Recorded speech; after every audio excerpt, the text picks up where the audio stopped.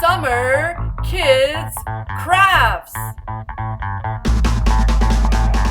This program was made possible by Harris County Public Library and Lone Star College Site Fair Library.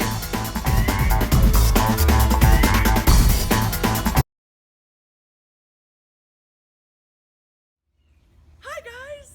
Welcome! I'm so glad you're here. It's craft time. I'm Miss Lucy, and in this episode, we're going to learn a little bit about birds, listen to a story, and make a craft. This garden is a habitat for birds. A habitat includes 5 needs: water, food, shelter, air, and a safe place to raise young. We're on our way to look at my bird bath, but I just wanted to take a moment and show you this Mexican sunflower. Isn't it gorgeous? Planting Mexican sunflower is a great way to attract pollinators to your garden. Birds need water just as much as we do. Drinking water helps keep them healthy. Birds use water for bathing as well as cooling off on hot summer days. It's important to protect the creatures in our habitat from pesticides.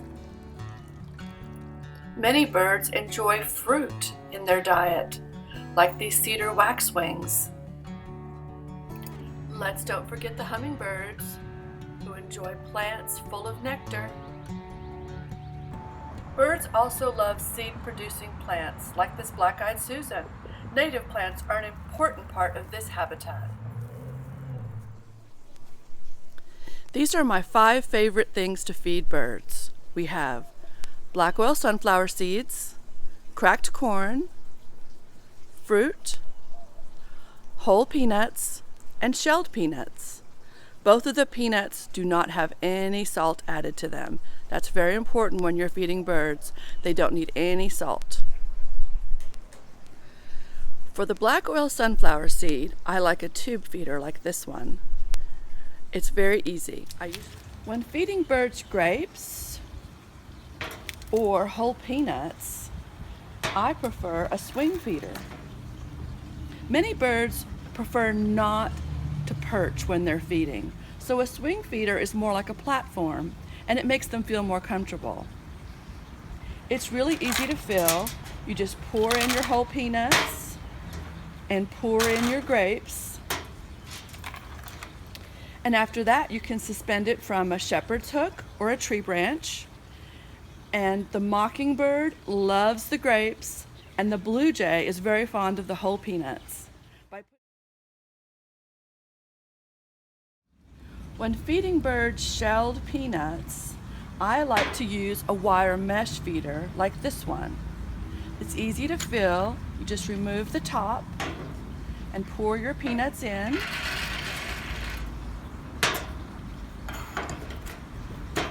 And then you can suspend it from a tree branch or a shepherd's hook.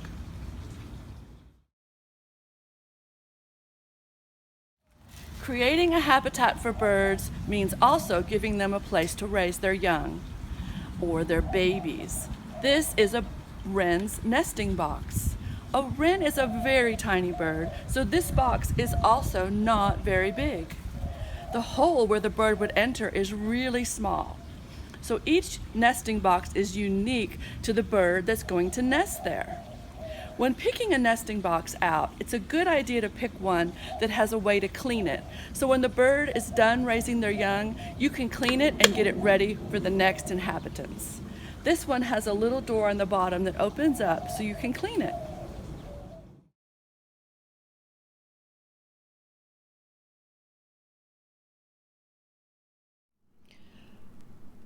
A long time ago, in a land far, far away, there lived a beautiful young girl, and her name was Thumbelina.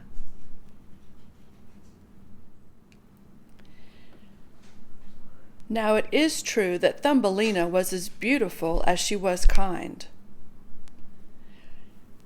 Thumbelina was born in a flower, and she was very tiny. The smallest of things seemed huge to her. Our story begins the winter when Thumbelina was living under a toadstool.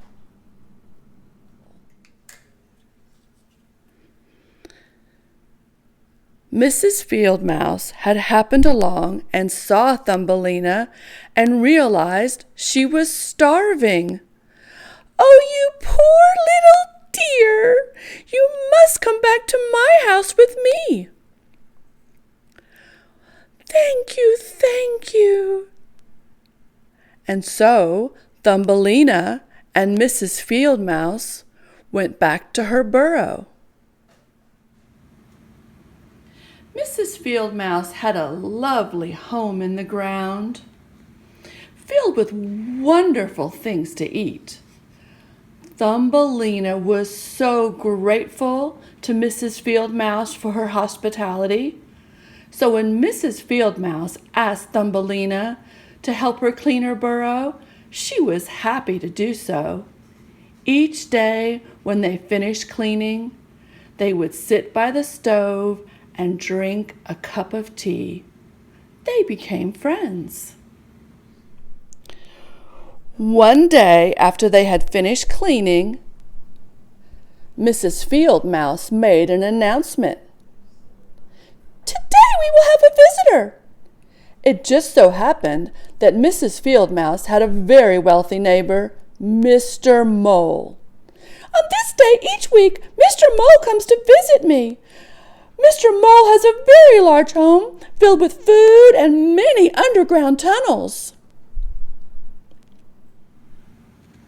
Mr. Mole had dug a very long tunnel so that he could come visit Mrs. Field Mouse.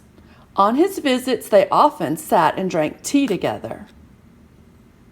After one of his visits, Mr. Mole invited Thumbelina and Mrs. Field Mouse back to his house for dinner.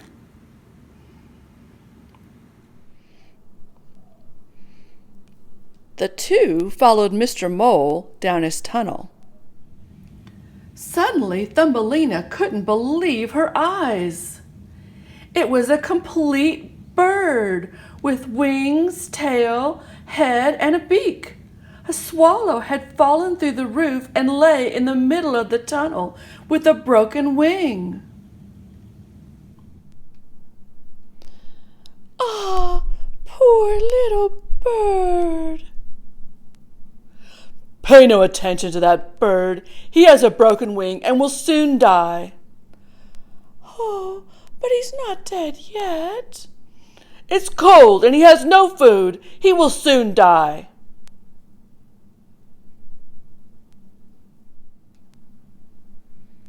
So Mr. Mole and Mrs. Field Mouse ignored the bird and hurried down the tunnel.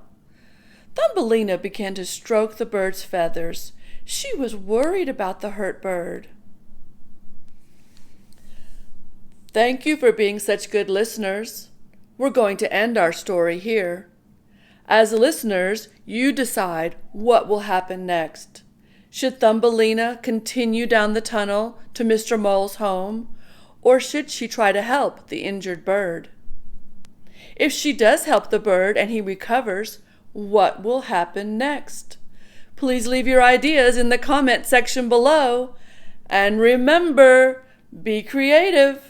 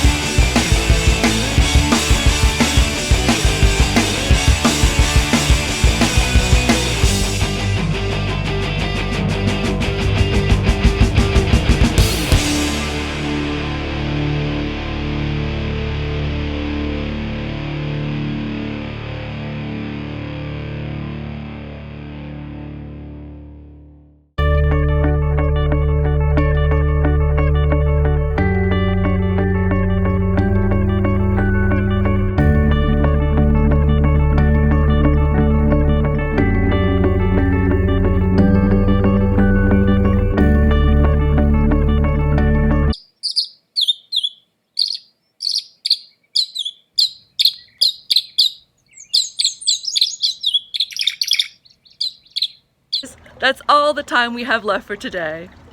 I want to thank you so much for watching. But before we go, I want to show you this gorgeous zinnia. Look at the size. Please keep reading this summer. Follow the link below to learn more. I'll see you in the next one.